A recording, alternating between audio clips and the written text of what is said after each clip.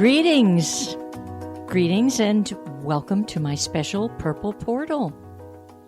This is your hostess, Elaine Bartlett, your somewhat reluctant mystic. And indeed, I am a wonderer and a wanderer.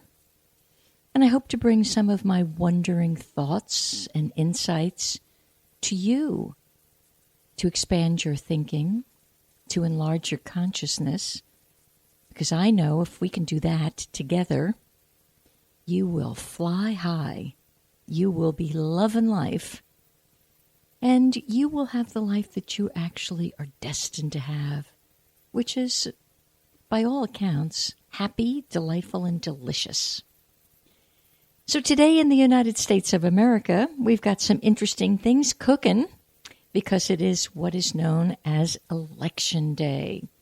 So not only am I going to be speaking about Election Day today, I took the time today from an astrological point of view, both Western astrology and Chinese astrology, to look at the two players from a very objective, candid, and kind point of view. Of course, the word kind and kindness has not exactly been the earmarks of this whole shenanigan parade, but nonetheless, I'm going to give you great dollops of it today. But first, we've got some things to talk about. We're still, of course, under the sign of Scorpio, and that does mean death and dying, transition, transformation, rebirth, kind of the whole down into the ashes, into the phoenix routine. So I'm asking you to please look at your life and see where you should be letting go. That's the dying cycle, so that you can embrace the new. And I'll probably be asking it one more time even next week as we begin to approach the end of the Scorpio cycle. In the meantime, I do have a gal, Linda Kay, who is experiencing, maybe she is suffering. She's experiencing a wonderful birthday today out in Arizona.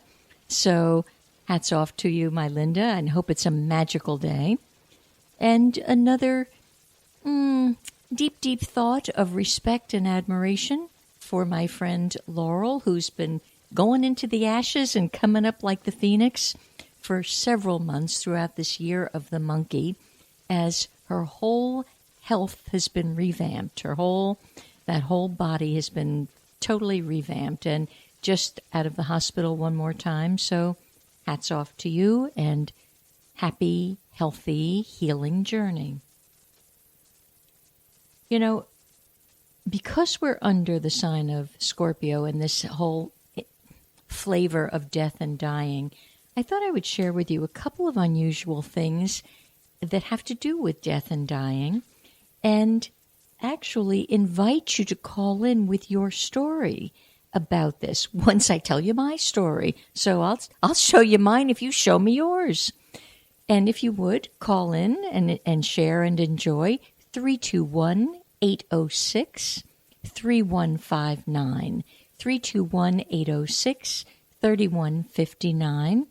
And there's no gremlin that will greet you. It's the wonderful manager and owner of this delightful talk network radio, Jeff, and he'll pipe you right on through to me.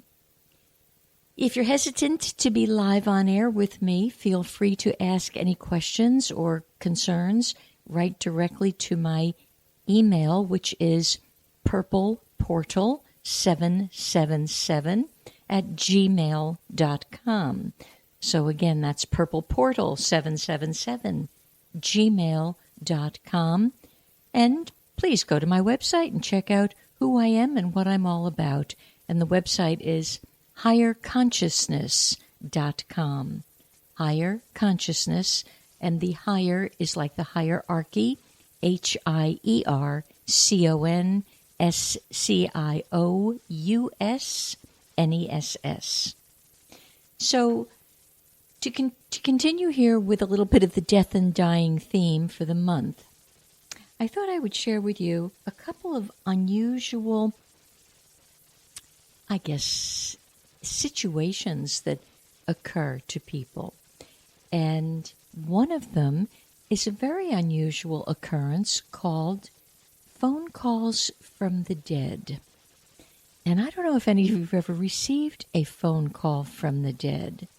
There's actually a book written on it. The title is Phone Calls from the Dead. I don't have the author's name, but I know I do have a copy of it somewhere in my library. So phone calls of the dead actually goes along this line. Your phone rings, you pick it up, and you actually hear the voice of someone who is supposedly dead. We don't die. That's a myth. Your body dies, but and the awareness of your ego and your mind dies. But the essence of you, the pure presence, it can't die because it had no beginning and it has no end. And that pure essence is what can connect with you.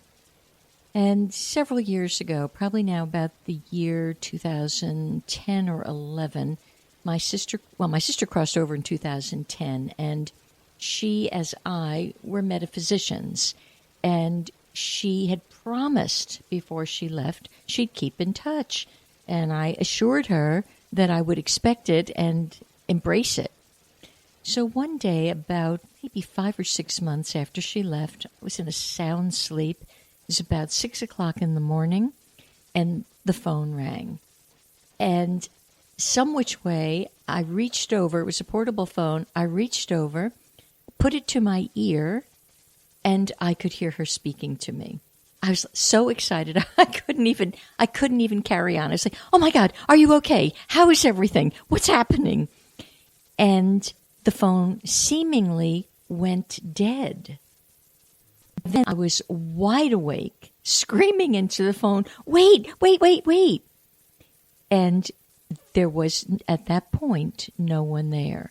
But she had actually used the instrument of a telephone to connect. And one of the reasons I bring that up is because I have yet another sister, and she's going through a little bit of a bumpy time right now. And she was very close to my mother, who's also crossed over. And last night, about 9:30, I'm bopping around, minding my own business, I don't know, doing innocent little chores. Without a shadow of a doubt, I heard my mother speak to me, saying, "Call your sister. Call her right now. Tell her everything's going to be fine. She shouldn't worry." And I kind of brushed it aside, thinking, come on, I'm nuts. I'm going around the bend here. About 5 minutes later, "Please call your sister. Tell her not to worry."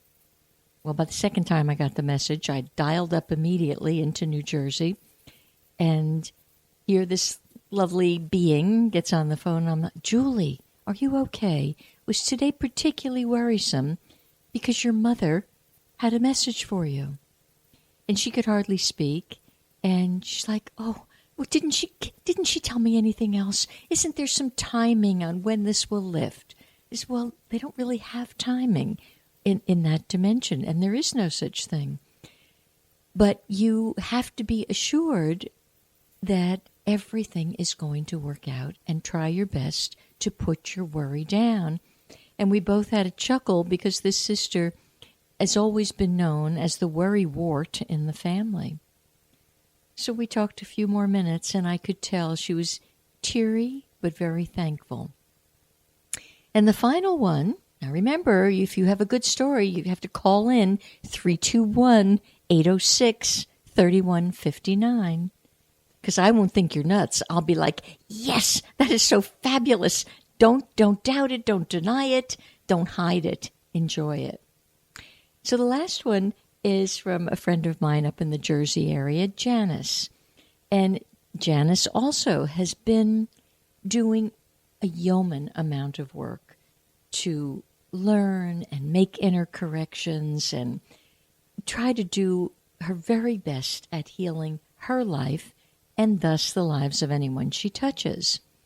And the other night, now she didn't know I had all these other stories cooking under the sign of Scorpio, but she called to share this because it was so astounding to her. She has been on a cleaning rampage. Now, many of my troop has been on a cleaning rampage since Lakshmi's visit a couple of weeks ago, but it's the time for us to let go of all of our junk, whether it's physical, emotional, mental, spiritual, let it all go. So she was in that mode, and she had been up in her attic sorting through volumes of paperwork that had to be shredded. And as she's up there, and I don't know if you've ever been up into the attics in New Jersey, many of them in these old homes, they're low ceilings, they're kind of dim, kind of creepy, kind of dusty. Well, that's where she was. And all of a sudden, she began to think of a girl that she had met about 25 years ago on a Club Med cruise. And because these two gals were single gals, they were partnered to share the room. Well, I don't know if you've ever been partnered out of the clear blue with someone. It could be either the kiss of death and you just want to throw yourself overboard, or you luck out and it's spectacular. Well, she lucked out, and these two women developed a very strong friendship, which continued for about 8 years or so. And then that gal, the other gal, went on to Los Angeles to study acting and become an actress. And then they kind of lost touch, and finally even the Christmas cards come to a stop. But all of a sudden, my friend Janice is up in the attic, and this girl is clearly in her thoughts. And she kind of brushed it aside. And you do doubt yourself. You think, oh, this is silly. I don't know why I'm thinking of her. Well, from the attic, when the attic was finished, she had to take herself down to the basement. And once again, the basements in Jersey are not much more great than the attics. They can be damp and dingy. So she's down there trying to hurry through whatever she needed to sort out. And she opens a box with bank statements. Resting on right under the lid, on top of the bank statements, is a letter from this girl, just sitting there all by itself.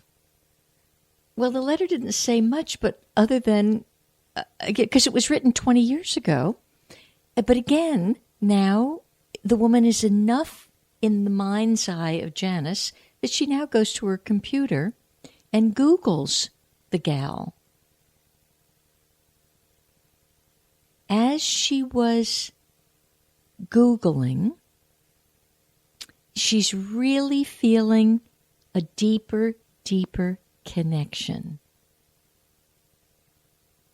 And right as she was Googling, she understood the girl to say, I am no longer in body. With that, as she Googled, in 2004, this gal had died of Lou Gehrig's disease. So don't doubt what you're hearing. This stuff is magical. And it's such living proof that you don't die. And their friendship hadn't died. They were still connected spiritually, as you all are, as we all are. So I just thought that was pretty neat, and I just wanted to share that with you. So again, 321-806-3159.